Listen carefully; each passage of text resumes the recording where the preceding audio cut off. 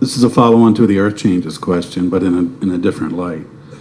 That quickening that we've been talking about, the quickening of energy, is mankind at a juncture now where we sort of have to find a balance between intellectual and intuitive knowledge? No. No? There is no risk, there are no stakes, there is nothing that you are supposed to do. It is just natural evolution. And while things are moving faster, they always are gradual, which means you will always be able to maintain your equilibrium, which means your world is always what you would like to call safe. It's just getting more amplified, which means your conscious awareness of it is a bigger advantage to you than it has ever been before. Those who are being born are so cable ready. They are born with a vibrational stance that is so significant to even 3 or 4 generations before.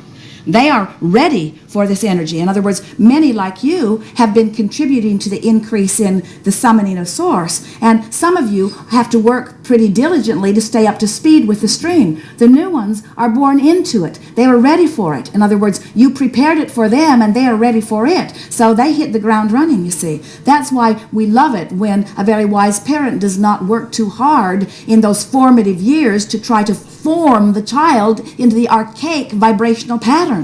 Let your children lead you, you see. If we can just get that smart. Kind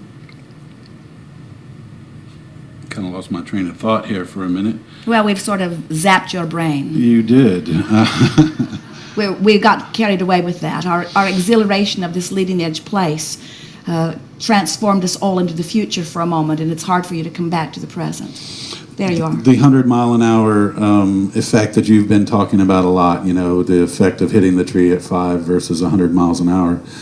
We've talked about a lot about that on an individual basis. Is it the same thing on mass consciousness now in the stage that we're at in development? That's a good assumption, because the mass consciousness is the collection of the individuals. So that is an accurate assumption, yes.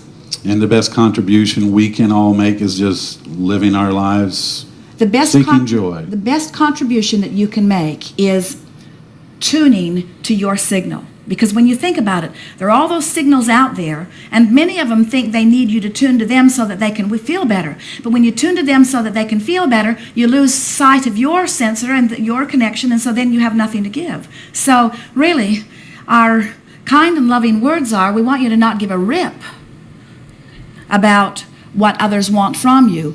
Well, we don't really mean that. We want you to, first and foremost, line up with who you are, and then give them anything you have time and energy to give them. But tend to your own alignment first and foremost.